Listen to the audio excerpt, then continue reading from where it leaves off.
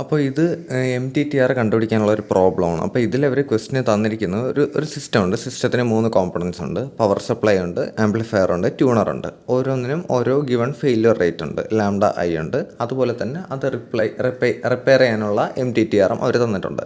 നമ്മൾ കണ്ടുപിടിക്കേണ്ടത് സിസ്റ്റത്തിൻ്റെ മൊത്തം MTTR ആണ് കണ്ടുപിടിക്കേണ്ടത്. ഫൈൻ സിസ്റ്റം MTTR എന്നാണ് പറഞ്ഞിരിക്കുന്നത്. അപ്പോൾ നമ്മളിതെങ്ങനെയാണ് സോൾവ് ചെയ്യുന്നതെന്ന് വെച്ചാൽ നമുക്കറിയാം MTTR എന്താണെന്ന് നമുക്കറിയാം. MTTR എന്ന് പറഞ്ഞാൽ ഒരു സിസ്റ്റം MTTR എന്ന് പറഞ്ഞാൽ ഒരു സാധനം റിപ്പയർ ചെയ്യാൻ നമുക്ക് എത്ര സമയം എടുക്കുമെന്ന് നമുക്ക് എക്സ്പെക്റ്റ് ചെയ്യാൻ പറ്റും. അതാണ് MTTR എന്ന് പറഞ്ഞാൽ ഒരു ആവറേജ് എത്ര സമയം എടുക്കും. സിസ്റ്റം MTTR എന്ന് പറഞ്ഞാൽ ഒരു സിസ്റ്റം റിപ്പയർ ചെയ്യാൻ ആവറേജ് എത്ര സമയം എടുക്കും. അപ്പോൾ ആവറേജ് എന്ന് പറയുമ്പോൾ നമുക്കറിയാം total divide by number of times ആണ്. അങ്ങനെയല്ലേ നമ്മൾ ആവറേജ് കണ്ടുപിടിക്കുന്നത്. അപ്പോൾ മൊത്തം എല്ലാ റിപ്പയറും കൂടെ എത്ര സമയം എടുത്തു ഡിവൈഡഡ് ബൈ എത്ര തവണ റിപ്പയർ ചെയ്തു. അതാണ് total repair time by number of failures. Number of failures ആയിരിക്കുമല്ലോ എപ്പോഴും നമ്പർ ഓഫ് റിപ്പയർസ്. അപ്പോൾ അതുകൊണ്ടാണ് അങ്ങനെ വരുന്നത്. സിസ്റ്റം MTTR ഈക്വൽ ടു മൊത്തം എത്ര സമയം എടുത്തു ബൈ നമ്പർ ഓഫ് റിപ്പയർസ്. അപ്പോൾ ഇത് നമ്മൾ എങ്ങനെയാണ് ചെയ്യുന്നതെന്ന് വെച്ചാൽ ഇവിടെ ലാംഡ ഐ എന്ന് പറഞ്ഞാൽ സപ്പോസ് ഫോർ ടൈം ടി ആണ് നമ്മൾ കൺസിഡർ ചെയ്യുന്നത് വെച്ചോ. നിങ്ങൾ മനസ്സിലാക്കേണ്ട ഒരു കാര്യം എന്ന് വെച്ചാൽ ഈ MTTR MTTF എന്നിവയൊക്കെ ഇൻഡിപെൻഡൻ്റ് ഓഫ് എത്ര പീരീഡാണ് നമ്മൾ കൺസിഡർ ചെയ്യുന്നതെന്നാണ്. നമുക്കിപ്പോൾ റിലയബിലിറ്റി നമുക്കറിയാം ടൈം ഡിപ്പെൻഡ് ആണ്. നമ്മളെപ്പോഴും പറയും റിലയബിലിറ്റി 50 വർഷത്തേക്കാണ് പറയുന്നത്, അല്ലെങ്കിൽ 100 വർഷത്തേക്കാണ് പറയുന്നത്, ഒരു ടൈം സ്പെസിഫൈ ചെയ്യണമെന്ന് പറയും. പക്ഷേ MTTR അങ്ങനെയല്ലല്ലോ. എന്ന് പറഞ്ഞാൽ MTTF എന്താണ് 1/λ MTTF. MTTR ആണെങ്കിൽ എന്താ 1/R ആണ്. അപ്പോൾ ഈ ആറും ലാംഡയും കോൺസ്റ്റൻ്റ് ആയിരിക്കും നടത്തോളം. നമുക്കറിയാം യൂസ്ഫുൾ ലൈഫിൽ ലാംഡ കോൺസ്റ്റൻ്റ് ആയിരിക്കും. അതുപോലെ തന്നെ ആറ് നമ്മൾ സാറിന് കോൺസ്റ്റൻ്റ് ആയിട്ടാണ് പറയുന്നത്. അപ്പോൾ ആറും ലാംഡയും കോൺസ്റ്റൻ്റ് ആയിരിക്കും നടത്തോളം MTTRും MTTFും ഇൻഡിപെൻഡൻ്റ് ഓഫ് ടൈമാണ്. 1/Rഉം 1/λയിൽ വരുന്നത്. അതുകൊണ്ട് ടൈം നമുക്ക് ഇഷ്ടമുള്ള പോലെ എടുക്കാം. ഇവിടെ ഇങ്ങനെ വരുമ്പോൾ ഈ നമ്പർ ഓഫ് ഫെയിലിയേഴ്സും ടോട്ടൽ റിപ്പയർ ടൈമും ഒരു ഈക്വൽ ടൈം പീരീഡിലേക്ക് എടുക്കണമെന്നുള്ളൂ. അപ്പോൾ രണ്ടും കൂടെ ക്യാൻസൽ ആയിപ്പോവും. അത് പറഞ്ഞുതരാം. അപ്പോൾ ഫോർ ടൈം ടി ആണ് നമ്മൾ എടുക്കുന്നതെന്ന് വെച്ചാൽ ഓക്കെ ഒരു ടൈം ടി നമ്മൾ കൺസിഡർ ചെയ്യാം. അപ്പോൾ ലാംഡ ഐ എന്താണ് ഫെയിലിയർ റേറ്റ് ആണ്. എന്ന് പറഞ്ഞാൽ ഒരു യൂണിറ്റ് ടൈമിൽ എത്ര തവണ ഫെയിലാവുന്നു അതാണ് ലാംഡ ഐ എന്ന് പറയുന്നത്. അങ്ങനെയാണെങ്കിൽ ടൈം ടി ആവുമ്പോൾ എത്ര തവണ ഇത് ഫെയിലാവും. ടൈം ടി ആവുമ്പോൾ നമ്മൾ പവർ സപ്ലൈയുടെ കാര്യം എടുക്കുകയാണെങ്കിൽ 0.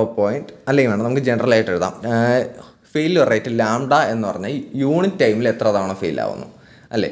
ഒരു യൂണിറ്റ് ടൈമിൽ എത്ര തവണ ഫെയിലാവുന്നു. അപ്പോൾ ടൈം ടിയിൽ എത്ര തവണ ഫെയിലാവുമായിരിക്കും. ടൈം ടിയിൽ lambda I into T times ഫെയിലാവും. യൂണിറ്റ് ടൈമിൽ ലാംഡ തവണ ഫെയിലാവുന്നു, അതാണ് ഫെയിലിയർ റേറ്റ്. അപ്പോൾ ടി വെച്ച് മൾട്ടിപ്ലൈ ചെയ്യുമ്പോൾ ടൈം ടിയിൽ എത്ര തവണ ഫെയിലാവുന്നു ലാംഡ ഇൻറ്റു ടി. ഇത്രയും തവണ ഇത് ഫെയിലാവുന്ന നമ്പറാണ് ലാംഡ ഇൻറ്റു ടി. അപ്പോൾ ഓരോ തവണ ഫെയിലാവുമ്പോഴും റിപ്പയർ ചെയ്യാൻ എത്ര സമയം എടുക്കും എന്നുള്ളതാണ് MTTR, ഒരു ആവറേജ് സമയം. അപ്പോൾ ഇത്രയും തവണ ഫെയിലാവുന്നു, ഓരോ തവണയും ഈ MTTR എടുക്കും അല്ലേ റിപ്പയർ ചെയ്യാൻ. അങ്ങനെയാണെങ്കിൽ മൊത്തം എത്ര സമയം എടുക്കും, എത്ര തവണ ഫെയിലാവുന്നു ഇൻറ്റു ഓരോ തവണ എത്ര സമയം എടുക്കും. അതായത് lambda into T into MTTR. ഇതാണ് എന്ത് ടോട്ടൽ റിപ്പയർ ടൈം വരുന്നത്. ഇതാണ് ടോട്ടൽ റിപ്പയർ ടൈം. അപ്പോൾ നമ്മൾ ഇത് ഒരൊറ്റ കോമ്പണൻറ്റിന്. അപ്പോൾ എല്ലാ കോമ്പണൻറ്റും കൂടെ നമ്മൾ എങ്ങനെ എടുക്കുമ്പോൾ എന്ത് വരും സിഗ്മ എന്ന് പറഞ്ഞാൽ എല്ലാത്തിനെയും നമ്മൾ ആഡ് ചെയ്യണം.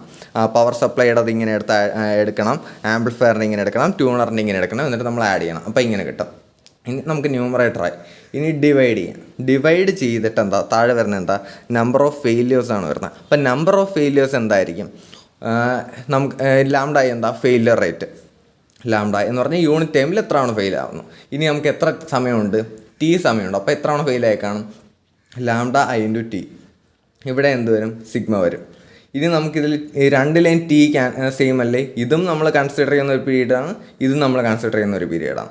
അപ്പോൾ ഇത് ഈ രണ്ട് ടിയും കൂടെ പോകും. അപ്പോൾ നമുക്ക് എന്ത് കിട്ടും sigma lambda i MTTR by sigma lambda i എന്ന് കിട്ടും. ഇതാണ് നമുക്ക് സിസ്റ്റത്തിൻ്റെ MTTR നമ്മൾ കണ്ടുപിടിക്കുന്നത്.